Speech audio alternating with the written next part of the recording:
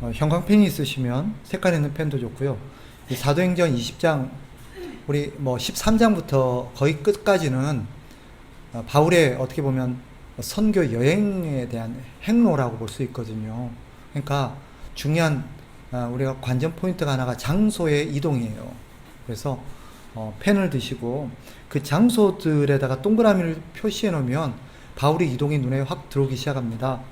자, 예를 들면 13절에 보면 먼저 그가 배를 타고 아소에서 그죠? 아소에서 바울을 태우려고 그리로 가니 바울이 아소에 가 있다는 말이 되겠죠? 그러니까 바울이 지금 아소로 가 있습니다. 그죠? 그 다음에 14절에 보면 바울이 아소에서 우리를 만나 배에 태우고 어디로 갑니까? 미둘레네로 갑니다. 그래서 아소에다가 동그라미를 쳐놓으시고 14절에 미둘레네에다가 또 동그라미를 쳐놓으시면 좋겠고요. 거기서 다시 15절에 보면 기오에 가게 되죠. 기오에 도착하고 그 다음 사모에 들르고 그 다음 밀레도에 이르게 됩니다. 여기까지가 지금 바울이 지금 이동 동선이죠. 그죠? 다 생략되어 있어요. 그 공간 안에서 바울이 지금 이동하고 있는 어디로 이동하고 있는가 하는 것들을 다루고 있습니다. 여기 들어와서요. 여기 아소, 미둘레네 여가 다 그거예요. 그러니까 이쪽에서 이쪽으로 이렇게 움직이는 거예요. 점점 내려가죠. 그래서 아소에서 미둘레네로 미둘레네에서 다시 여가 기오거든요. 기오 앞을 쪽으로 해가지고 어디로 갑니까? 밀레도까지. 그지? 사모에 들렀다가 여가 밀레도예요. 우리가 지금 여기까지를 본 거예요. 13절부터 16절까지 내용이 지금 여기서 이동하는 거예요. 드로아에서 어디로? 밀레도까지 오는 코스예요. 자, 바울이 지금 목적지는 이제 16절에서 소개하고 있죠. 바울은 어디로 가고 있어요? 예루살렘을 향해서 가고 있는 거예요. 예루살렘에 가는데 가급적 오순절 안에 예루살렘에 가려고 해요. 왜냐?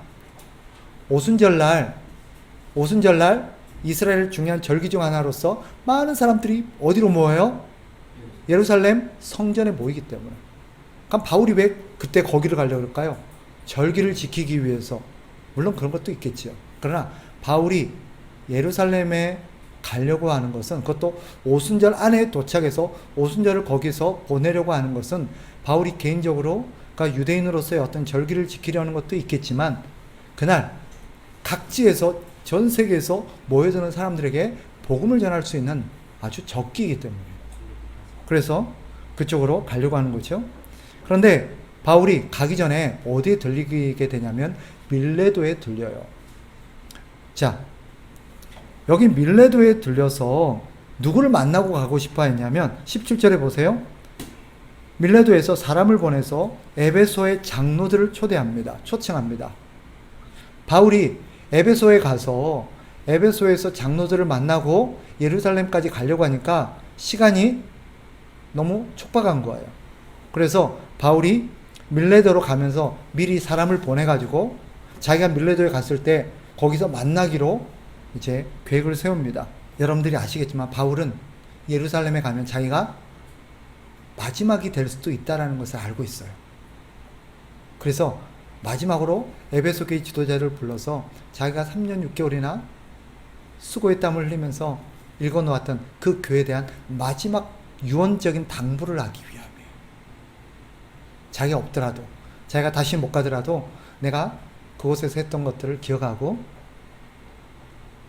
하나님께서 너에게 맡겨주시는 교회를 잘 돌봐라는 얘기를 하기 위함인 것이죠.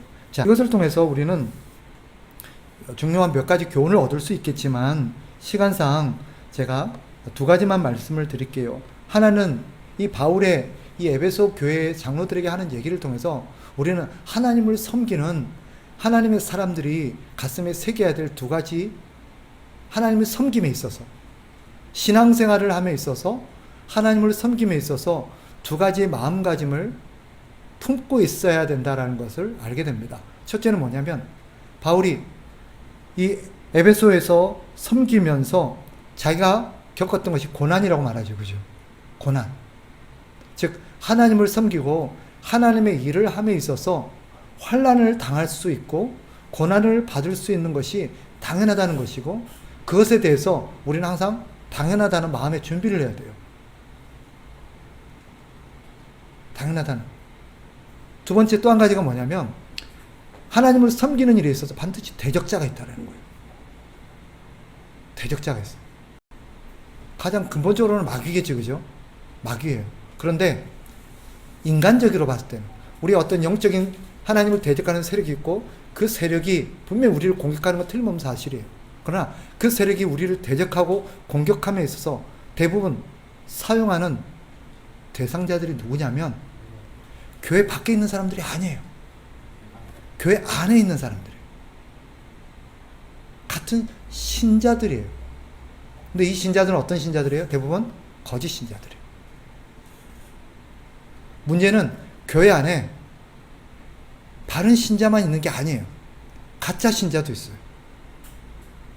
가짜 신자죠. 그런데 신자가 교회에서 신앙생활을 하고 하나님을 섬김에 있어서 제일 큰 걸림돌은 예수님을 모르고 하나님을 믿지 않고 교회 다니지 않는 그 밖의 세력이 아니라 교회 안에 있으면서도 하나님을 따르지 않는 거짓 세력들이라는 거예요. 이게 우리를 지치게 만들고 하는 거예요. 교회 지도자는 28절의 말씀을 기억해야 됩니다. 자, 온 양떼를 위하여 삼가해야 된다고 말합니다. 삼가한다는 말은 뭐냐면 자기를 절대하고 조심해서 신중하게 행동하라는 뜻이겠죠. 성령이 그들 가운데 여러분을 감독자로 삼고 하나님이 자기 피로 사신 교회를 보살피게 하셨다라고 말합니다. 그러니까 우리 모든 사람들은 서로를 보살피고 돕는 역할을 해야 돼요. 이런 것들을 우리가 잘 새겨야 됩니다. 어쨌거나 교회를 섬김에 있어서 우리가 두 가지의 중요한 마음가짐을 생각해야 돼요. 하나는 하나님을 섬기는 일에 핍박이, 어려움이 있을 수 있다는 것, 한 가지. 그것이 당연하다는 것. 두 번째는 항상 교회 안에는 대적자들이 있다는 것. 대적자들이. 특별히 여기서는 어디에다 무게를 두고 있냐면 교회 안에 거짓된 가르침으로써 성도들을 미혹하고 항상 바르게 신앙생활하지 못하도록 하는 그런 세력들이 있다라는 거예요. 그 사람이 누구냐? 그 사람이 누구냐? 거짓 교사들이요. 바로 또 여기서는 이리떼라고 표현된 사람들이에요. 그런 사람들이 언제든지 올 수 있습니다. 그래서 교회를 섬기는 사람들은 항상 두 가지를 생각해야 돼요. 하나님을 섬기는 일에 시련이 있을 수 있다. 또 한 가지는 항상 우리를 대적하고 하나님의 교회를 어지럽히려는 그런 세력이 있을 수 있다는 거예요. 심지어는요, 목사일 수도 있어요. 목사일 수도 있어요. 그래서 성도 여러분들과 우리 모든 신자들이 해야 될 게 교회 안에 어떤 시련이 있을 수 있다는 것을 항상 생각하고 하나님을 섬기는 일에 우리가 힘써야 되지만 교회 안에 이런 거짓된 가르침으로 교회를 어지럽히는 세력이 있을 수 있다는 것을 가지고 항상 여러분들이 잘 분별해야 돼요. 이게 하나님의 교회를 돌보는 중요한 원리들이에요. 그래서 가장 중요한 우리의 역할, 특히 첫 번째는 교회 사역자겠죠. 가장 중요한 것은 뭐냐? 교회를 돌보는 거예요. 돌보는 것 중에 성도들의 영혼을 돌보는 거예요. 성도들이 바르게 신앙생활하고 그들의 믿음생활을 바르게 잘해서 믿음에서 낙오되지 않도록 그들의 영혼을 잘 지키고 그들을 거짓된 사람들로부터 지켜내는 것이 사역자의 역할이에요. 저는 제 역할이 그거라고 믿고 있어요. 그래서 저는 그것이 제가 힘쓰고 심혈을 기울여야 될 첫 번째 제 역할이에요. 여러분도 마찬가지. 여러분도 그저 자신의 영혼만 돌볼 게 아니라 여러분도 하나님의 사역자로서 잠재적인 다 사역자고 저희 동역자들이잖아요. 그럼 여러분들이 해야 될 게 뭐냐면 교회 안에서 성도들을 돌보는 거예요. 믿음생활 잘하고 혹여나 거짓된 가르침에 미혹당하여서 하나님으로부터 멀어지고 있는 사람 없는지 잘못된 신앙생활하고 있는 사람 없는지 여러분들이 그들을 잘 돌봐서 그들을 지켜내는 거예요. 그것이 우리의 역할이라는 것을 기억하십시다. 자, 바울은 이것을 위해서 31절에 보면 3년이나 밤낮 쉬지 않고 눈물로 각 사람을 훈계하던 것을 기억하라 라고 말하죠. 그래서 바울은 유언 섞인 말로 바울에게 그렇게 그들에게 말합니다. 그리고 그는 36절에 그들과 작별을 하죠. 이 말을 한 후 무릎을 꿇고 그 모든 사람들과 함께 기도하니 다 크게 울며 바울의 목을 안고 입을 맞추고 다시 그 얼굴을 보지 못하리란 말로 말미암아 더욱 근심하고 배에까지 그를 전송하니라. 그러면서 밀레도에서 에베소 장로들과 헤어지게 됩니다. 자, 거기서 이제 또 어디로 오게 되느냐? 우리가 볼 게 3차 선교행이 21장 1절부터 16절까지로 이어지게 됩니다. 16절까지. 자, 장소를 한번 보세요. 21장 1절로 가봅니다. 거기서 자, 우리가 그들을 작별하고 배를 타고 바로 자, 밀레도에서 어디로 가요? 고스라는 곳으로 갑니다. 고스. 고스가 어디냐? 저기 고스 쪽으로 가서 고스로 가서 거기서 이튿날 로도에 이르니 로도가 밑에 있어요. 여기가 로도예요. 고스, 로도. 그 다음에 거기서 바다라로 가서 여기가 바다라예요. 여기가 바다라. 그러니까 여기가 전부 다 지금 소아시아 지역들이에요. 소아시아 지역들이에요. 그래서 여기서 바다라로 가죠. 바다라로 가서 거기서 베니게로 가는 배를 타고 가다가 베니게가 어디냐면 이쪽이에요. 여기가 베니게예요. 이쪽으로 가는 배를 타고 가는데 배를 타고 이쪽으로 가는 거예요. 가다가 구브로를 바라보고 구브로가 어디예요? 여기예요. 구브로를 배를 타고 가면서 구브로를 바라봤대요. 구브로를 바라보고 이를 왼편에 두고 그러니까 구브로가 왼편에 있다는 말이죠. 그러니까 바울이 이쪽이 아니라 이쪽으로 갔다는 걸 알 수 있어요. 구브로가 봤을 때 왼쪽에 있으니까. 이해되시죠? 왼편에. 그래서 왼편에 두고 타고 수리아로 향하여 그 다음에 배를 타고 여기 두로에 도착하게 됩니다. 자, 그 두로까지 오게 되죠. 두로에서 오게 됩니다. 그리고 두로에서 자 3절 가보세요. 두로에서 상륙하니 거기서 배의 짐을 풀려 함이라. 4절 제자들을 찾아 거기서 2일을 머무니 두로에서 7일을 머물렀대요. 그 제자들이 성령의 감동으로 바울더러 예루살렘에 들어가지 말라 하더라. 자, 제자들이 성령의 감동을 받았는데 바울에게 예루살렘에 들어가지 말라는 성령의 감동을 받았습니다. 라고 바울에게 얘기를 해요. 그런데 5절 이 여러 날을 지낸 후 우리가 떠나갈새 그들이 다 그 처자와 함께 성문 밖까지 전송하거늘 우리가 바닷가에서 무릎을 꿇고 기도하고 서로 작별하고 배에 오르고 그들은 집으로 돌아가니라. 자 7절 두로를 떠나 항해를 다 마치고 돌레마이에 이르러 형제들에게 안부를 묻고 그들과 함께 하루를 있다가 8절 이튿날 떠나 가이사랴에 이르러 7 집사 중 하나인 빌립 집사의 집에 들어갔대요. 빌립 집사 기억나시죠? 초대교회 때 사도들이 우리가 복음을 전하는 일을 제쳐놓고 이렇게 사람들 구제하는 일에 힘쓰는 것이 합당하지 않다 그러고 자기를 대신해서 이 구제할 일을 전담할 일을 7 집사를 뽑아요. 7 집사를. 그 중에 한 명이 누구였어요? 빌립이에요. 그 중에 한 명이 스데반이죠. 그래서 7 집사를 뽑게 되죠. 이 빌립에 의해서 사마리아 전도가 이루어져요. 네시 간다게에게 복음을 전했던 집사 기억나요? 그리고 그에게 세례를 줬던 사람, 그 사람이 누구예요? 빌립이잖아요.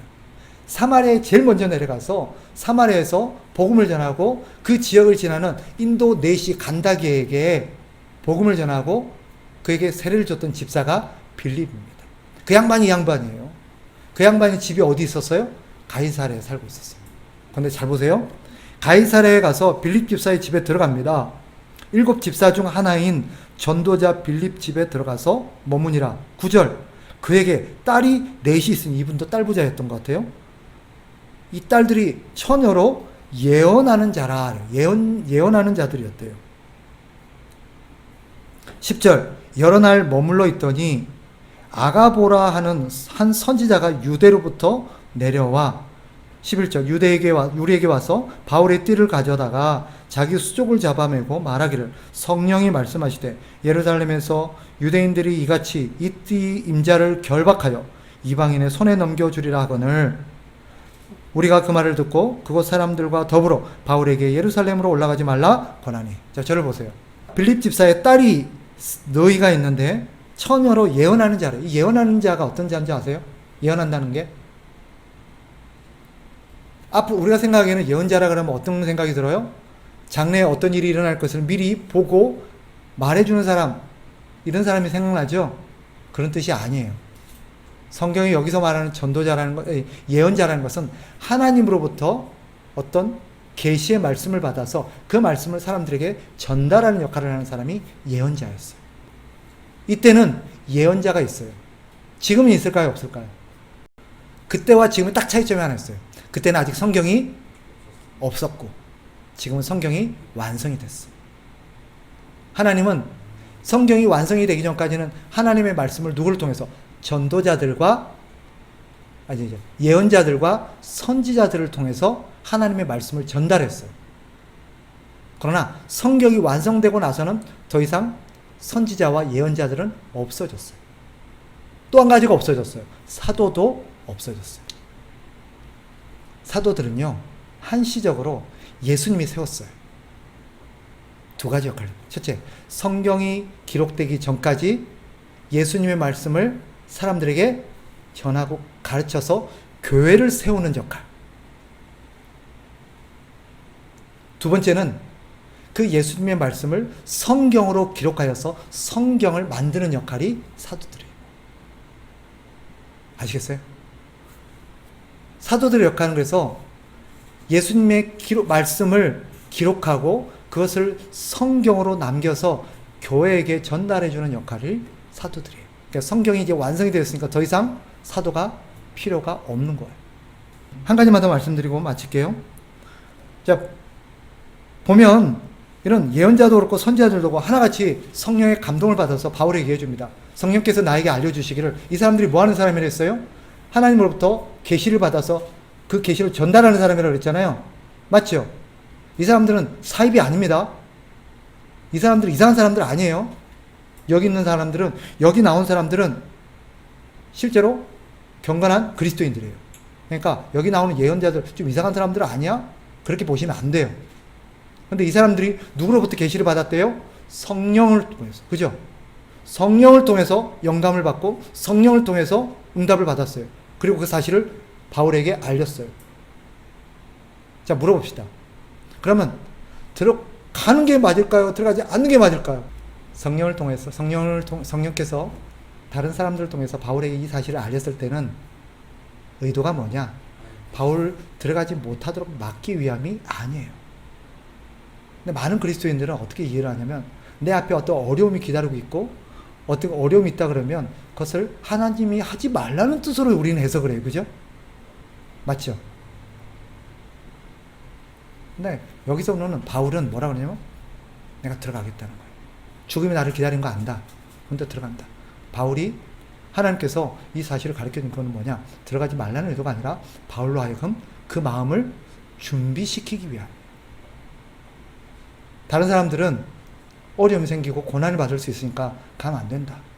그러나 아까 예수님 얘기하셨는데 마찬가지예요. 하나님께서 예수님이 기도하실 때마다 십자가의 죽으심을 계속해서 상기시켰을 거예요. 너 예루살렘에 가서 십자가에 못 박아 죽여야 돼. 죽임을 당해야 돼. 그게 내 뜻이야. 그랬을 때 하나님의 의도는 예수님이 그 마음을 준비를 하고 주를 위해서 내가 해야 될 일이 무엇인지를 되새기게 함으로써 그 순간 그 일이 닥쳤을 때 내가 도망가지 않고 거기에 직면할 수 있도록 미리 마음의 준비를 시키는 것이 하나님의 의도였지, 막는 것이 하나님의 의도가 아니었습니다. 그 사실을 어떻게 알아요? 뒤에 보면 알아요. 뒤에 보면 하나님께서 바울이 네가 로마에 서야 하겠고 로마까지 내가 너와 함께 할 것이다. 그리고 너는 반드시 로마의 황제 앞에 서게 될 것이다. 라고 하나님이 얘기를 하는 내용들이 쭉 나와요. 사실 예루살렘에서 환란이 기다린다고 알려주셨던 하나님의 의도는 들어가지 말라는 뜻이 아니라, 피하라는 뜻이 아니라 각오를 하라는 뜻이었어요. 이게 오늘날 우리 그리스도인에게 주는 중요한 메시지예요. 우리는 예를 들면 석 집사님이 만약 이랬다고 칩시다. 아, 내가 이번에 큰 마음 먹고 내가 뭐 예를 들어서 저기 아프리카 가서 선교를 하고 오리라. 그런데 갑자기 누가 그래요? 야, 이번에 아프리카에 지금 거기 난리가 났대. 거기 뭐 탈리반이 장악해가지고 막 그리스도인들 오면 잡아 죽이고 막 그런데 거기 선교 가면 안 돼. 그래? 큰일 날 뻔했네? 하고 포기하면 딴 지역으로. 그런 분들이 많죠, 그죠? 물론 그 피했다고 잘못했다고 함부로 정죄할 수는 없어요. 그러나 많은 경우 하나님께서 우리에게 어떤 환난과 고난을 말씀하시고 알려주실 때는 성경에서 우리에게 너희가 고난이 있을 거다. 나를 따르고 내 말대로 살려고 하면 고난이 있을 거다 라고 알려주셨던 의도는 뭐겠어요? 그러니까 나를 따르지 마. 내 말대로 살지 마. 그런 의도가 아니죠, 그죠? 준비하라는 뜻이에요. 이게 중요한 우리 신앙의 원리가 돼야 돼요. 내 앞에 고난이 기다린다? 어려움이 있을 것 같다? 그때는 포기하라는 뜻이 아닙니다. 마음의 준비를 하라는 뜻이지. 근데 우리는 많은 경우 이거 하는 뜻이 아닐 거야 하고 돌아서 버리는 경우가 많이 있는데 아니에요. 이런 일은 아마 다 한 번씩 겪으셨을 거예요. 저도 숱하게 겪고 있고 마음을 잘 생각하셔서 그런 거구나. 하나님을 위해서 살고 하나님의 말씀대로 산다는 것은 그런 의미구나 하는 것들을 여러분들이 가슴에 잘 새기고 그렇게 여러분들이 신앙생활의 중요한 원칙들을 좀 세워나갔으면 좋겠습니다. 오늘은 여기까지 합시다.